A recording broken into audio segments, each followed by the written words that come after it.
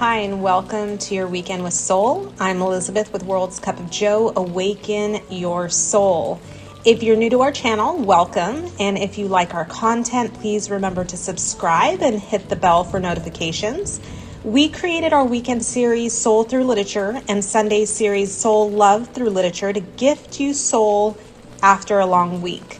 If you are a regular follower of our channel, you'll know that we focus on twin flame connections as well as spiritual ascension. By taking time to focus on soul alignment, you are working on your journey. We hope that you enjoy this series. If you've missed any of the previous episodes, make sure to catch up. A brief recap of last episode. After seeing Sybil Vane, who is Dorian's love interest, perform awfully in the play Romeo and Juliet, he broke up with her. He finds out that shortly after he leaves her, she has died, most likely by suicide.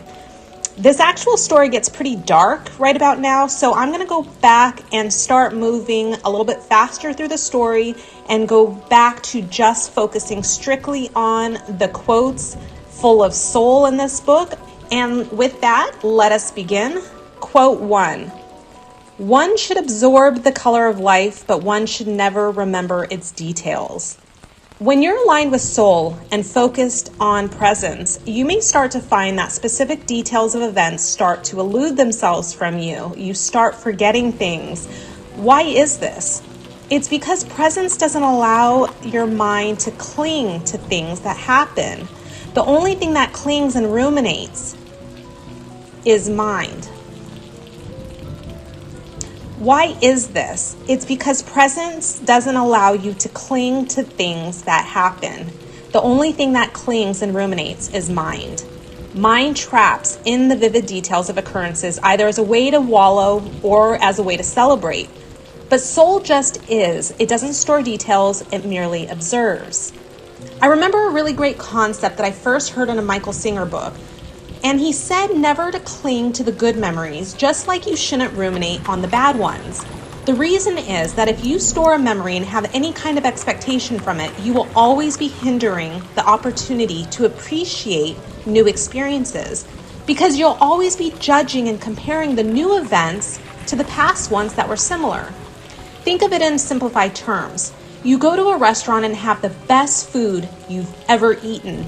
The next month, all you can think about is that meal. Your mouth waters, even picturing the entree you ate that evening brings up joy for you. You decide you have to go back to that restaurant. You order the exact same thing, but it just doesn't taste as wonderful as you remembered it. Did your mind create an expectation that was so amazing that it couldn't be duplicated or even outdone? That's a very real possibility. Be present. Appreciate what you see, hear, smell, taste, touch in this now moment. But allow the moment to be special just for that time. Release it after it has occurred. When you live this way, you'll notice that specifics start to become insignificant because the magic is the moment rather than the details of the moment. Next quote. The one charm of the past is that it is the past.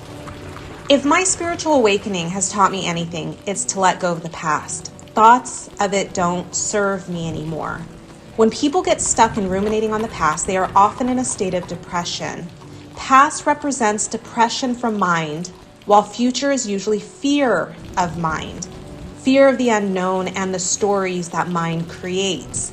When I look at events that occurred in my past, they're often ones the mind wants to dive into and drown in the pain that I held as significant occurrences.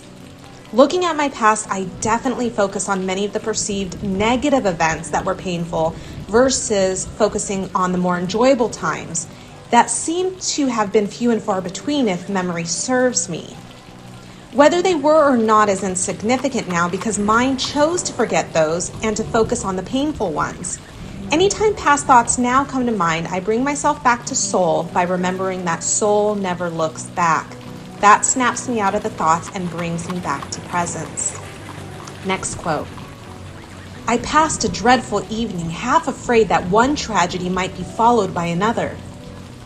I included this quote because it represents a view of law of attraction. Law of attraction, of course, is the idea that like attracts like.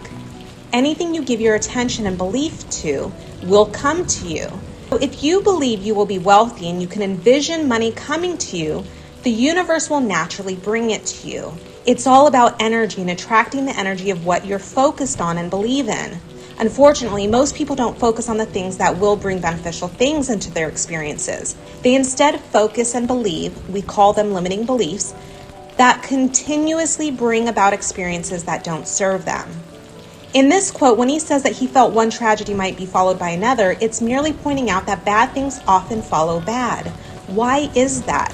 It's because you react to an occurrence and judge it through mind and then allow that event to bring down your vibration, which in turn invites law of attraction to give you more of that same vibration.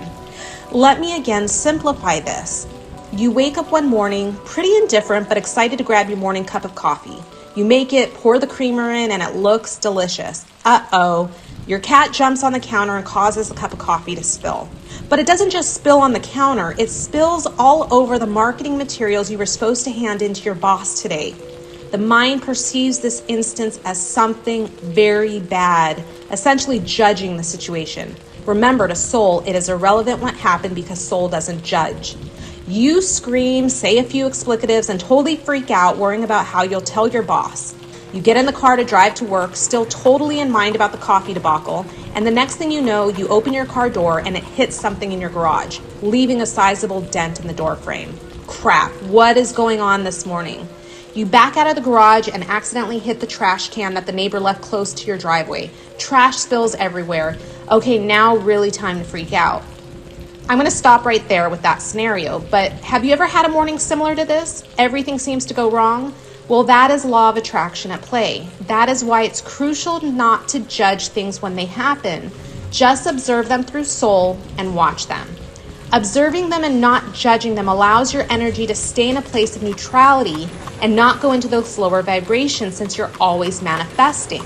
Do you want to be manifesting from those lower vibrations or ones from soul? I know how I would like to manifest. Next quote. Don't talk about horrid subjects. If one doesn't talk about a thing, it has never happened. This is an interesting quote. I included it in today's episode because I feel like it is significant to not discuss things that no longer serve you. Not that it doesn't happen like the quote suggests, but that you don't give life to it. When you talk about things from the past and rehash them, you are recreating the energy that existed during that memory.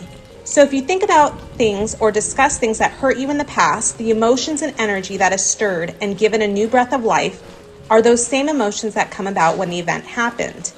I believe this is the same thing that happens in dreams. When we have unresolved issues and we dream about them, the pain and emotions that we never released gets through from our subconscious, forcing us to think about them until they are released. Next quote. It is only shallow people who require years to get rid of an emotion. A man who is master of himself can end a sorrow as easily as he can invent a pleasure. I don't want to be at the mercy of my emotions. I want to use them, to enjoy them, and to dominate them. I love this quote. Seriously, it's got so much good truth in it. In the first line, let's replace the term shallow with a person that can't get out of mind. I think that's a little more fitting descriptor. It is a person that can't get out of the mind that requires years to get rid of an emotion. That is because they cling to the emotions and ruminate on them, never being able to focus on presence and merely staying in those emotions that are keeping them stuck. The next part of the quote, a man who is the master of himself can end his sorrow as easily as he can invent a pleasure. This is someone that can focus on presence and align with soul and be able to manifest through those vibrations. One that has full focus on intention and how to start feeling better when the mind creeps in. When you realize you are the creator of your own experiences, you know that you have two options, manifest through mind or through soul. You also know that what will surface in your existence based on where you were at when you manifested is entirely up to you. So if you want to invent a pleasure, then all you have to do is focus on changing your point of attraction by getting into the higher vibrations of soul. The next line says, I don't want to be at the mercy of my emotions. I want to use them to enjoy them and to dominate them. This is the true essence of creation. It is literally what we came here to do, to control our emotions, our visions of what we want, and allow soul to bring it to us. This is a beautiful quote. Last quote. To become the spectator of one's own life, as Harry says, is to escape the suffering of life. Ah, soul, powerful soul. When you can watch and observe your experiences as the spectator, or as we usually say, as a third-party observer, you are watching as soul. This allows you to escape the suffering of life for a couple of reasons. First, it allows you to watch as soul. Soul is automatically a vibration of peace, love, and joy, so your energy will be in that place. Also, when you're aligned with soul, you know that everything except for this now moment is irrelevant. Soul just is. So anything that occurs in life is seen without judgment. There is no good or bad. That's duality. So if there is no bad, then there is no suffering.